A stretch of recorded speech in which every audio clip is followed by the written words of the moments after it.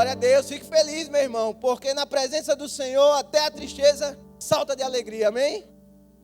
Crianças de 3 a 9 anos, se você tem uma criança de 3 a 9 anos, você pode se dirigir ao culto infantil, vai ter um momento preparado ali para elas, e de forma lúdica, de forma muito legal, a semente da palavra de Deus será plantada no coração dela, amém? Você pode assentar, meu irmão. Glória a Deus, glória a Deus. Nós estamos em setembro amarelo, não sei se você já ouviu falar disso, mas um mês de combate à prevenção ao suicídio.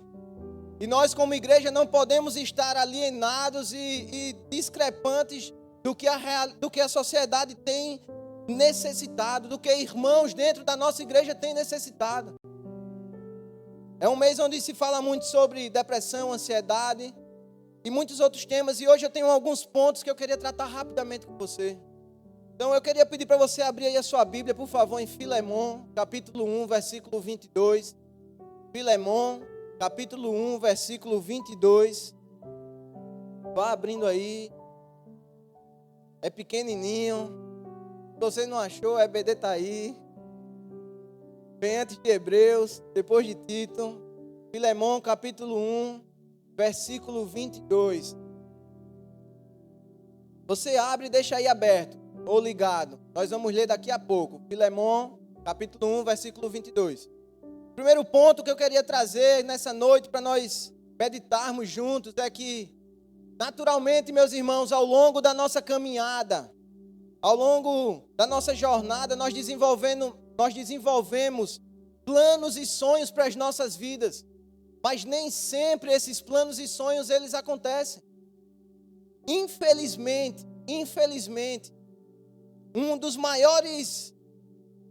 uma das maiores causas de pessoas estarem fraquejando na fé, de pessoas estarem desistindo de tudo, desistindo de serem felizes, desistindo até mesmo das suas vidas, é a frustração que elas estão tendo com as suas vidas, porque a vida não está se desenrolando da maneira como elas queriam que acontecesse. Ao longo da nossa caminhada, nós temos experiências, nós vivenciamos muitas coisas, e é natural que nós desenvolvamos ali planos, sonhos, mas nem sempre isso acontece. Nem sempre isso vai ocorrer.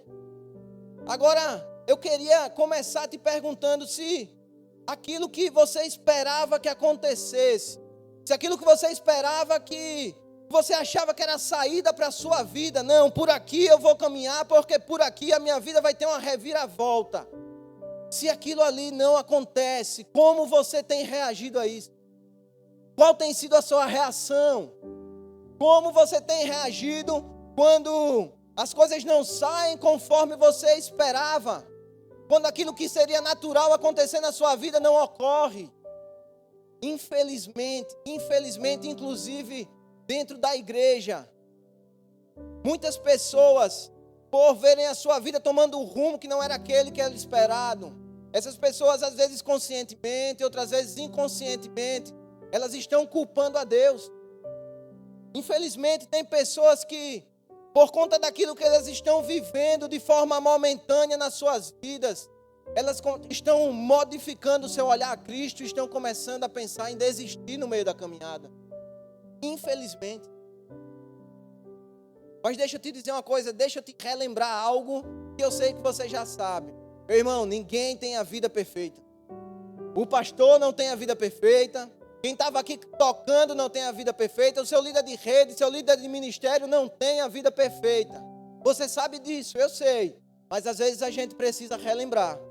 Todos nós temos algumas frustrações ao longo da vida, porque algumas coisas não fluíram da forma que a gente esperava. Só que, meu irmão, isso não pode te deixar na lona.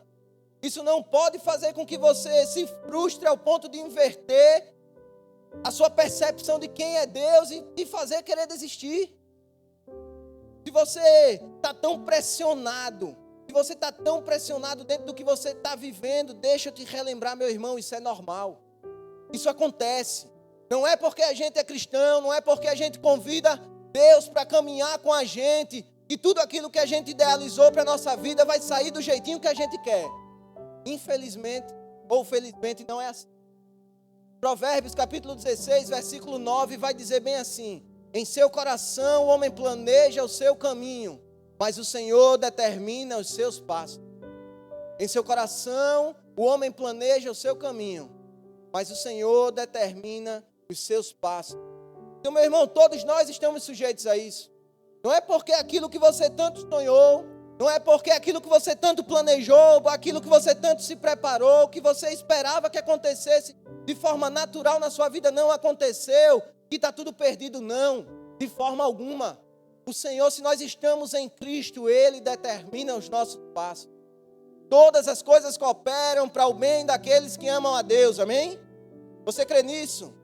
Às vezes nós ficamos desesperadíssimos porque uma porta se fecha, porque a gente não está em determinados ambientes, porque a promoção que a gente tanto queria não sai, porque a gente não está conseguindo se relacionar com determinadas pessoas, queria estar numa viagem com elas e não vou, queria abrir um negócio novo e não está saindo. Mas, meu irmão, deixa eu te falar, muitas vezes as portas se fecham porque o Senhor está cuidando de nós. O Senhor, Ele é onipresente, onipotente, onisciente. Então Deus, Ele sabe a intenção do coração das pessoas quando você não sabe. Deus, nós estamos aqui hoje e agora, mas o nosso Deus, Ele está aqui, Ele está ali, Ele está lá, e Ele escuta projetos que você não está escutando, Ele escuta conversas que você não está escutando. Então não é porque aquilo que você esperava não aconteceu, que você está sozinho e abandonado. Não, de forma alguma. De forma alguma. Como eu disse, isso é normal. Infelizmente não acontece tudo como a gente esperava. Acontece com você, acontece comigo. Mas não para por aí. A Bíblia é recheada de exemplos de pessoas que tiveram suas vidas não trilhadas por um caminho que eles esperavam. Biblicamente, nós podemos dar muitos exemplos de pessoas que se enquadram nessa situação, como eu e você. Você está com Filemão, capítulo 1, versículo 22 aí aberto. Filemão 1, 22 vai dizer bem assim: além disso, prepare-me um aposento, porque graças às suas orações, espero poder ser restituído a vocês. Espero poder ser restituído a vocês. Sabe quem era que estava escrevendo isso? Quem estava escrevendo isso era Paulo. Você lembra quem é Paulo? Deixa eu só refrescar um pouquinho.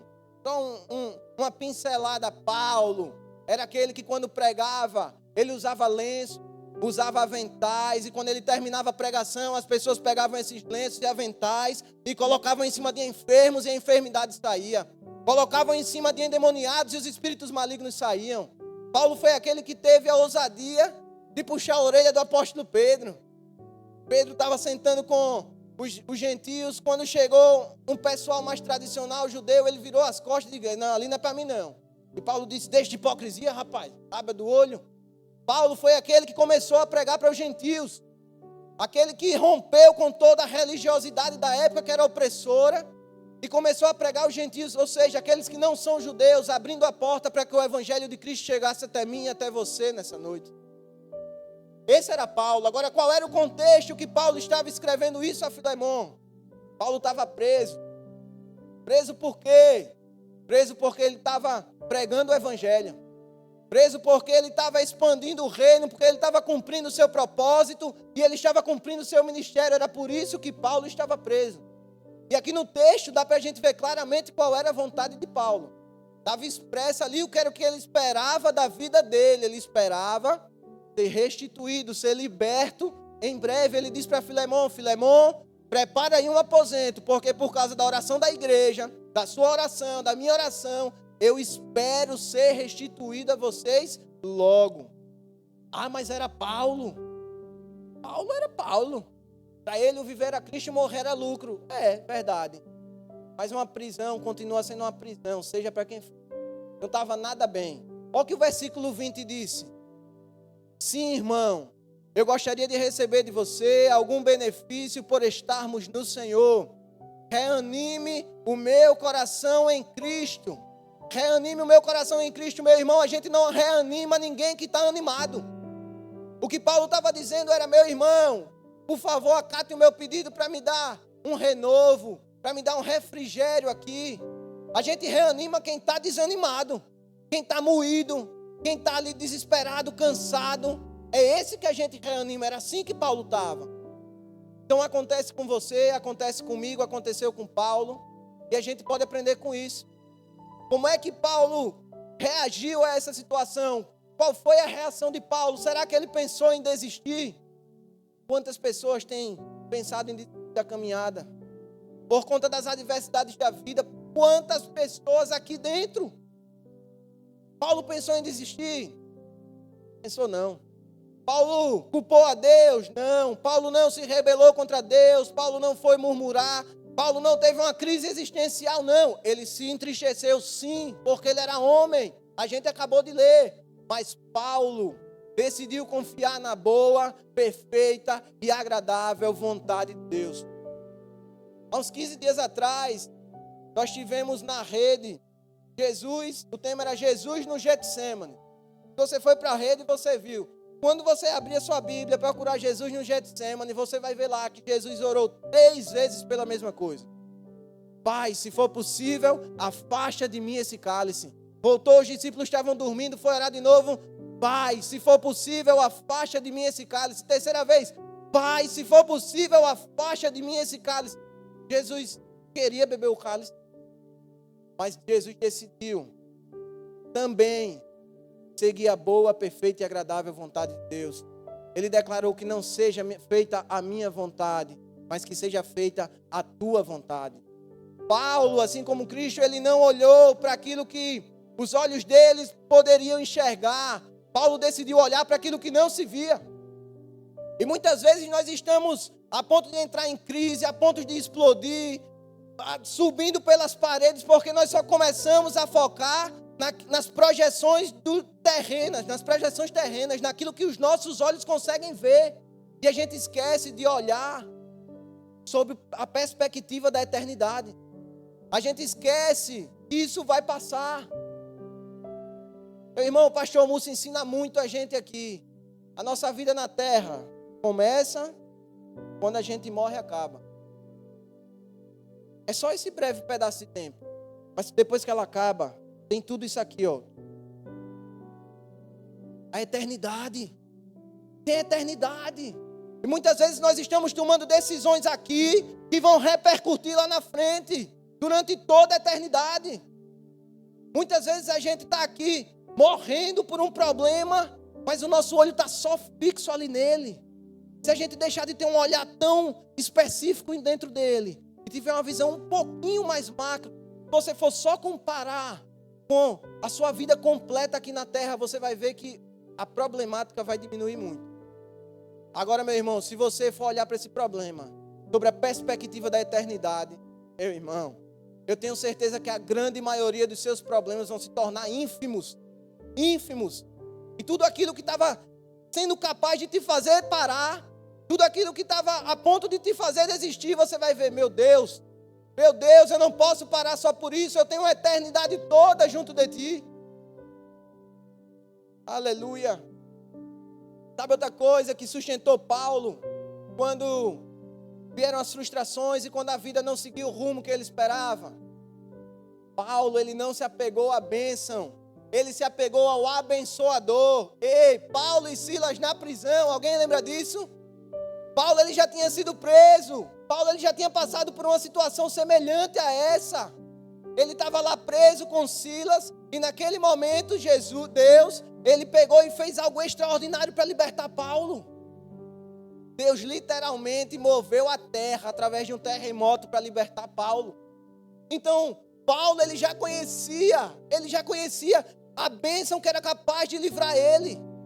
Ele já conhecia, ele já sabia que Deus poderia fazer algo, poderia fazer com que ele fosse liberto, que ele voltasse, retomasse com seus projetos de vida, com seus planos que tinham sido interrompidos. Era só Deus repetir o que ele já tinha feito. Era só Deus fazer mais uma vez aquilo que ele já tinha feito na vida de Paulo. Só isso. Os projetos iriam continuar, o ministério ia continuar, os planos seguiriam conforme o esperado, mas Deus não fez. Deus não fez. E aqui a gente tem que aprender algo extraordinário. Paulo, ele não se apega à bênção que já tinha sido liberada antes. Ele se apega ao abençoador, meu irmão. Ao abençoador, ao Pai de toda a bênção, aquele que pode fazer nascer toda e qualquer bênção que você pode precisar. Aleluia. Aleluia. Infelizmente mesmo, muitas pessoas, elas têm se apegado, mesmo dentro da igreja, às bênçãos e não ao abençoador. Então, se o objetivo final é a bênção, é aquilo que você quer ou aquilo até mesmo que você precisa, e se não acontecer, o que é que acontece? E se não sair conforme o esperado? E aí? Aí começa o caos. Aí a frustração vem, a murmuração começa, a ansiedade começa a bater na porta, a depressão começa a bater na porta. Ah, meu Deus, não vai dar certo, nada dá certo para mim, só dá certo para os outros. Ah, eu vou desistir, eu vou morrer. Ei, calma, vai dar certo, fica firme, em nome de Jesus, não desista, não pare. Aleluia, aleluia, aleluia. Todos nós passamos por dificuldades. Paulo passou, eu passo, você passa, todos. Mas em nome de Jesus, não fixe os seus olhos naquilo que você ainda não tem. Fixe os seus olhos naquilo que você já tem. Você já tem o abençoador. Você já tem aquele que é capaz até mesmo de fazer um terremoto acontecer se for preciso para te livrar. Então fixe os seus olhos nele. Por isso que a Bíblia é perfeita, ela diz que nós devemos caminhar com os olhos fixos no autor e consumador da nossa fé, que é Jesus Cristo, nosso Senhor. Aleluia. Aí eu te pergunto, Deus pode te livrar? Pode. Mas agora, você está pronto para sair dessa estação que você está vivendo hoje, para ser colocado na estação que você tanto pede a Deus? Será que você está pronto para sair da estação que você tanto reclama e tanto quer sair, e ser colocado na estação que você tanto pede a Deus? O nosso Deus, ele não demora. O nosso Deus, ele não atrasa caprichando, não. O nosso Deus é perfeito, absoluto, e ele já está pronto. A Bíblia diz que todas as bênçãos espirituais nas regiões celestiais já estão disponíveis para mim e para você. E eu te digo, a saída que você precisa já está pronta. Agora, muitas vezes, quem não está pronto sou eu e você. Muitas vezes, nós é que não estamos aptos ainda a receber aquilo que nós tanto pedimos. Pensa aí com você. Se Deus perde o seu coração quando Ele dá 8, como é que Ele vai te dar 80? Seja em qual área for. Pense. Como é possível? Aleluia. O nosso Deus, Ele é bom. O nosso Deus, Ele é muito bom. Nós não temos como imaginar, mensurar a bondade do nosso Deus. E se nós caminhamos segundo as palavras do Senhor, olha o que diz a palavra dele, Jeremias 29:11, vai dizer o quê? Porque sou eu que conheço os planos que tenho para você, diz o Senhor. Planos para lhe dar esperança e não causar dano. Planos para fazê-los prosperar e não causar dano. Planos para lhe dar esperança e um futuro. Isaías 55:8-9, porque os meus pensamentos não são os seus pensamentos, os meus caminhos não são os seus caminhos, declara o Senhor. Assim como os céus são mais altos do que a terra, os meus caminhos são maiores do que os seus caminhos, os meus pensamentos são mais altos que os seus pensamentos. Aleluia! Isso é palavra de Deus, irmão. Então, em nome de Jesus, não inverta a sua perspectiva de quem é Deus por uma fase da sua vida. O nosso Deus não é um tirano. O nosso Deus não se agrada em ver você ali padecendo em dificuldade. Não, o nosso Deus é bom e Ele tem esperança e um futuro para mim e para você. Você crê? Aleluia! Glória a Deus. Tem um versículo que o Senhor falou muito ao meu coração. Já tem algumas semanas, mas antes de eu ler aquele para vocês, eu queria falar algo. Meu irmão, aqui você é importante. Aqui você é amado. Sabe por quê? Porque eu sou ovelha igual a você. Eu sinto dos meus pastores, eu sinto da liderança que fica acima da gente. Eles nos querem ver progredir. Eles nos querem ver dar voos mais altos. Eles nos querem ver transbordando, explodindo, vivendo novos caminhos na nossa vida com Deus, espiritual, na nossa vida secular. Eu tenho certeza que a vontade do pastor é que ele veja Deus retribuindo a entrega de cada um, o que cada um tem deixado aos pés do Senhor. Porque eu penso assim com os meus jovens. Eu tenho um bom relacionamento com o pastor. Eu sei que ele pensa assim sobre todos nós. A liderança, ela ama vocês. Os pastores amam vocês. Eles querem que vocês tenham uma família próspera, derem passos e depois mais passos e mais passos com família próspera. Com uma pessoa que não conseguia orar sozinha, não orava em voz alta, ministrando sobre a vida de um irmão, fluindo nos dons do Espírito. Tantas coisas.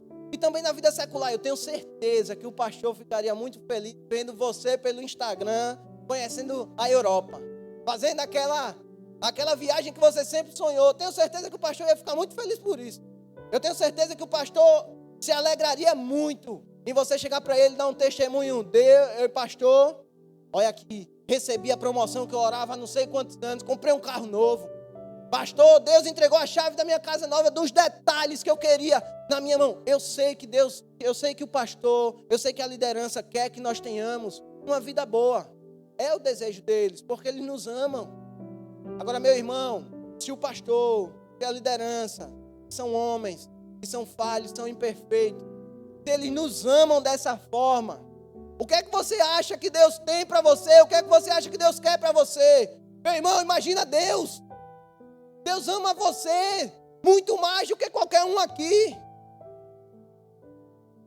Ele quer que você saia daqui hoje celebrando, festejando, porque mais uma vez Ele quer te dizer: ei filho, eu estou te vendo. Ei filho, eu sou com você. Ei filho, eu estou torcendo por você, eu estou com você durante a caminhada. Eu não te abandonei, eu estou junto de você.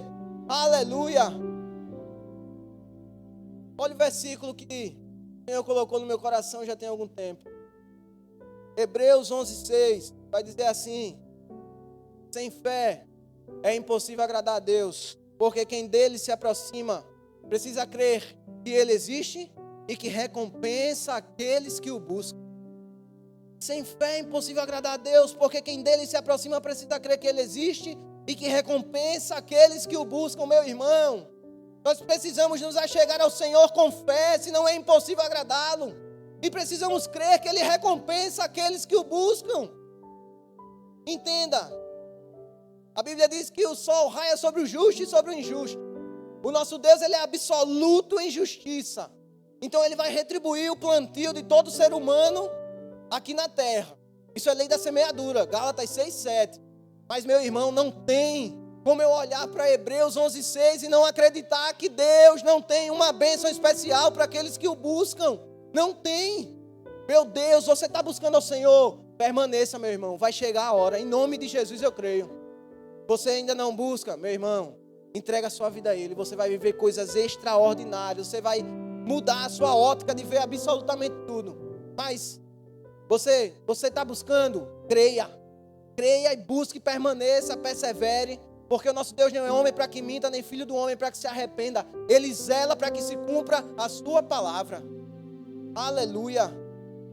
Ah, mas eu já tentei tanto. Você não vê a minha realidade. Você não vê a minha realidade.